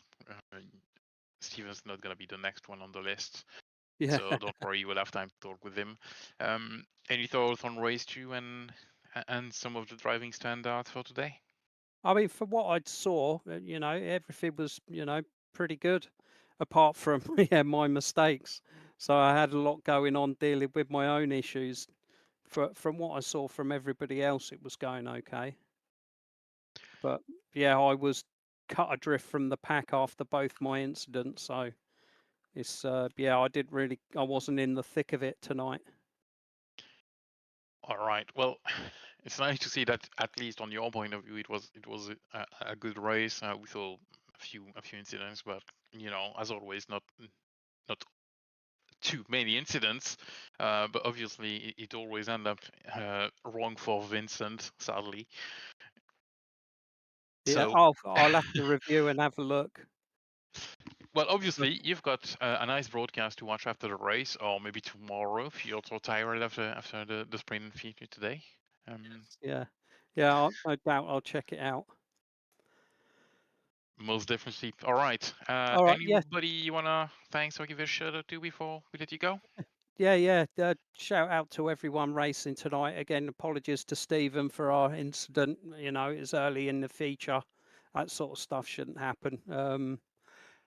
Like I say, everyone that's turned up tonight, you guys in the booth putting the performance on, all the guys in NQR. And shout out to Ant. He's had a couple of, he was on for a cracking result in the second race and he had a pretty good race 1. So yeah, it's good. And shout out to Bram, maybe he's watching at home, or maybe he's not watching because he's had like laser eye surgery, so he's out of action this week. Maybe he's But yeah. listening to the broadcast though. Yes, yeah, possibly. But yeah, I mean, thanks to you guys as well for putting on the show. Yep. Thank you, Rob, and we'll see Right. you next time in 2 weeks. All right, take care, guys. Bye-bye. All right. Next, we've got a race winner to interview in Simon Trenadel. Welcome to the booth. Hello. Hey, Simon. So, hi. Let's talk about race 1, since I think that's your preferred race of the evening. Oh no, let's talk about qualifying. That was a hell of a gap. I have no idea where that came from. Well, yeah, you. Well, we did mention, you were pretty close to the front in practice, despite doing, I assume, your normal race runs. So, at quite some pace here. You're always pretty quick around here, I think. I'm usually alright. I'm not running away with it normally here. Normally I'm stuck behind you, which is Well, I was about to say, yeah, thankfully you weren't here. Your main competition is running the broadcast today. So, but well, honestly, it seemed like race 1 was, to use a word that we don't use often in these cars, pretty easy. Yeah, after I've seen the gap in qualifying, I was quite happy to run the pace I had. And once you do that, once you're comfortable doing that, and you're not trying to find time anymore, you break that meter earlier and you break that a little bit softer, and it just makes everything easier. You go maybe half a tenth slower, but you're not bouncing off walls or anything like that. So yeah, or fishtailing around corners. So yeah, I prefer racing. To be honest, I like winning, but I do want to race people. And to be honest, the thing about winning the first race is you do get to go back to P10 and then have some fun trying to come back through. So yeah, and let's talk about race 2, because that was certainly adventurous and seemed like you were a bit of a racing forces magnet in race number 2. Yeah, I had the 3 wide thing down the straight where I was just wasn't quite full throttle, hoping that David would see that I would hear that we were 3 wide. Over the spot called some and say there's 2 on your right, but he kept coming, and I was lifting a little bit more, and eventually we just came together. But I'd already lifted, so it didn't actually turn into a big problem. Really, it just sort of happened, and then we carried on. So, and then the Kenzie bump was just Kenzie bumped me at the same time I hit a bump on the track, and the wheels spun up, and the car went round. Yeah, it was the tiniest bump. But just that combined with the bump on the track was enough to send the car around at full throttle. Yeah, we watched it a couple times because it looked quite strange. It's not one you normally see here. You see the exit of turn 3 maybe, or onto the back straight, which we saw plenty of tonight. But not usually going through the short chute after 4. But yeah, just seemed to catch you at the wrong time and send you around. Yep. Luckily, the car wasn't too damaged, and I could at least wait until the pit stop. So, did that, got the fast repair, and then drove back out and had to fuel save a little bit because I underfueled because I'm an idiot. I'm not an idiot, but it wasn't intentional underfuel, knowing that chances are I was going to get tucked up behind someone at some point. So, and then I didn't because Stephen let me by. I was that you preempted my next question, which was: is it weird to see a BSTV sports car let you through? Yes. Sorry. I was like, oh, please don't be Tyler. Yeah, I don't know why it let me through. I didn't ask for it. I wasn't expecting it. I was going to have to battle for it. But if anything, I wish he had battled me for it. But there we go. Yeah, I know. I think we were watching. It looked like he was struggling a bit towards the end of the race there. I think he's still new to the car, so. Didn't feel like holding. You haven't got the throttle control early in the stint yet to not punish yourself in the last half of the race. Yeah, exactly. It's all very well coming out the pits and going, oh yeah, this is fishtailing. It's awesome. I'm having great fun being opposite lock, but yeah, it doesn't pay off in the long run. 10 laps later, you're regretting that decision. Yeah, absolutely. Well, is there anyone you'd like to give a shout out to before we let you go? Yeah, Jamie for helping in terms of ticking my fast repair. I think that's about the only thing he did. Tell me what was going on elsewhere. You guys for doing the broadcast and all stuff and commentary, and because I've never mentioned it, but commentary is something I definitely know I can't do. So fair Oh, we play to can you do for doing either. it. Yeah. Well, however bad you think you are, I'm 10 times worse. So Okay. Yeah, but you probably could run sound levels better than I could today. So, hey, oh, that's Jamie's job. doing it while driving. But well, anyway, congratulations on your race 1 win and a nice weekend for you, Simon. Yep. See you next time out. See ya. Wherever it is. Where are we next time out, Sam? Somewhere on the planet. And I'm gonna quickly look at it before we drag the next person in. It's Detroit. We are Thruxton. Oh, that's gonna be interesting. Well, that'll be a new one. New one for me. New one for you. Well, I've seen it in TCRs, but not in V8. All right. Should we bring the next person in? Why don't we grab Stephen Walker? He's 2 top 5s, I think. Yeah. Let's do this. You do it. I do it. You got it. Hello. Okay, good. Welcome to the booth, Stephen. Oh, I wasn't expecting to be here, to be honest. I was just coming to say hello to everyone. Good race. Well, yeah, we try to do a bit like TCRs, although there's less people in this interview room than there's in TCRs. First thing, I'm gonna pass on a message from Jimmy Wilson. Boo. Why Yeah, did you no, let I him know. go? Because if I remember correctly, I had a bit of aero damage as it was, and I was just really worried as the tires were going off. I don't have as much experience in these cars as I do, well, any other car, and I just was like, I'm scared to lose it, and he crashes into me, or I crash into a wall and he crashes into me, and I know he's in the hunt for championship and all that, so I was like, I was really happy with being fourth and fifth. So I was like, I'm happy to take that. I thought I could definitely stay ahead of or stay behind Simon and ahead of, I think it was Ant. There was just a big enough gap, and then I just continued to get more and more damage and nearly threw it away anyway. Yeah, that was nice. I managed to call it right. Weirdly enough, on the broadcast, when we saw you doing that, I said, "Well, it's probably smart to try to let Simon go and assure yourself a fifth position, rather than losing it and maybe finishing 10th because you had an incident and at the pit and repairs." So yeah, I would probably have done the same. But 2 good results. P5 in race 2, and was it like P4 or something in race 1? Yeah, I think it was P4. Just everyone kept like deciding to go off in front of me, so I was like, okay, thank you very much for that. I think, unfortunately, I'm sure it was Kenzie that disconnected, so that gave me another place. Otherwise, it would have been a fifth. Yep. So that's unlucky for him. I know how frustrating that can be. So I I like this track, and I was surprised when we went into the practice lobby that I wasn't there or thereabouts from the top 4. And I know there's a few people missing this week, but I was happy with basically how my qualifying went, how both races went. Really, it was a lot of fun and a lot of concentration. But I absolutely love this track, so that helps as well.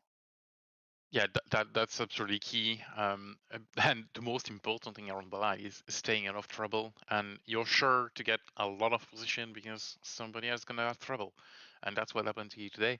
So two pretty good and solid results. I hope you enjoy the V8. Yeah, that this generation, I'm just starting to get my head around. They look good and they sound good, and I love driving them. Like, it doesn't matter if I was driving around in, like I would have the last couple of weeks, like in 15th. Like, it's just brilliant to drive. It's challenging. It's just something different. I'm just so used to boring old TCR, so it's nice to do this. So um, I think these are my best results like ever, even when I was doing it in the older car. So again, I know there were circumstances that allowed that to happen, but I still had to Work effectively keep for it it. at the wall and stuff. Yeah, like yeah, it was. I've got no words. It was great. The racing was great. I think I actually managed to do an actual overtake today. Only That's always one, I good. think. Yeah, because everything else has been either in the pits or people just going off. And I managed to make one overtake. I did go into the back of, I think it's the other Stephen. I've already apologised for that. I completely misjudged it. I just wanted to get the run out of the first couple of corners down into the next one and get past him because Simon was catching me, and I just tapped him, put him off. We both, well, I hit the wall, he hit me, and yeah, the car felt not too bad, but it wasn't great after that. So yeah, it did cost me some time, but that's my mistake, and I hope I can't remember where he finished, but hope it didn't mess him up too much. Poor Stephen finished in terms, but I think he had other incidents. So yeah, you'll be able to see that back on the broadcast because Tyler managed to get about every incident covered, I think. I did my best, but there seemed to be quite a lot the first few laps of race 2. I did my best trying to avoid it, to be honest. Well, he basically had the same thing happen in onto the back straight that you did, except he wasn't able to catch it. So okay. Yeah. Did you get the last lap of race 1 where I forgot to blip the throttle into third in the first corner, and I basically drifted around the right hander? That was quite funny. I don't think we did. No, we did not get that. It was how I kept out the wall, I'll never know. But yeah, that's part of the fun. I just went into automatic mode and forgot about it. But Well, yeah, you know what to do before you go to bed. You make a nice clip of that and you post it on the V8 Discord. Yeah, that's a good idea. Good idea, Sam. All right. Anybody you want to thanks before we let you go? Yeah, you guys for putting this on. I know it might have been touch and go, and I've not really been in the booth to say thank you because I'm awful. But yeah, just thanks for taking the time. I know it's busy and everything to put it on, and Tyler for doing the broadcast instead of racing, and then everyone else for showing up. So yeah, and my brother for managing to finish both races without getting laps. So yeah, well done, everyone. Right. We'll see you next race TCR, I suppose. No, the only TCR I can rake this season is the 29th. So wherever that is. I'm busy at the moment on Wednesdays. Okay, 2 weeks time. So that gets my answer, or if you're still racing TCRs or not. We'll see you next time, Stephen Walker. Cheers, guys. Thank you. All right, everybody disappeared apart from one bloke, and I'm gonna leave him to you. It's Woody. Evening. Hey, Ant, how's it going? Yeah, very good. So a really, honestly, good pair of results for you, but I have to imagine it feels a little like it could have been even better given how you were doing in race 2. Yeah, race 2 still beat Bob, didn't I? So that's it. That's the main one. I pressed the wrong button. Having trouble here. Yes, you did still beat Bob in race 2. Oh, results. That's it then. Yeah, That's all I care about. What did happen there though? You were closing in on Chris Shaw and just seemed to lose it. Yeah, it was Kenzie started catching us, and I thought, I didn't know whether to early pit or just stay out, and I wanted to stay out if possible, if I could, but I didn't want to fight people as they tried to get past me. So I was going to dive in, and then Kenzie dived in. So then next thing I'm looking on the back of Chris's car's getting closer. I'm thinking, well, I'm staying out because if he can go in the pits, I'll get maybe a bonus point for leading a lap. So, and then next thing I'm catching him. So, yeah, good car. It was good on the tires at the end of the run. So that's always fun. But yeah, I think I picked up a bit of dirt the corner before, and then just give it a boot full too much and spat me into the wall. It's horrendous. Yeah, fortunately, still able to take the fast repair though, so that worked out for you, and seemed like you kind of had a bit of a quiet couple of races, which is surprising given how much carnage there was. It seemed like you mostly stayed out of trouble. Yeah, I just got lucky. I mean, I love this place, but it bites hard, and I just got lucky both races, and especially race 2. So Yeah, I think I saw an NQR car flip over my roof at one point. So, uh, yeah, it was usual eventfulness, but we did well. We didn't get a safety car, so that's all right. Yeah, it was certainly entertaining from our point of view, but sounds good. Anyone you'd like to give a... Oh, you're cutting in and out a bit there. That's my bad. Anyone you'd like to give a shout out to before we let you go? Yeah, everyone racing, you guys especially for putting it on, top broadcaster team, and just the team and everything, and sponsors, SimAbility. Excellent. Stacey, Well, Jack, and Evie as well.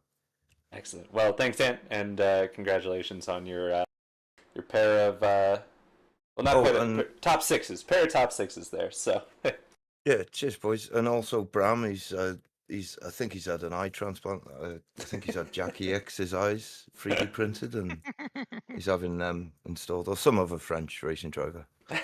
Well, looking at Jackie's age, I'm not sure it's a good call. But anyway, we'll see when he gets back, eh? Yeah. No, thanks very much, boys. Cheers. Yeah, thanks, Ant. We'll see you next time.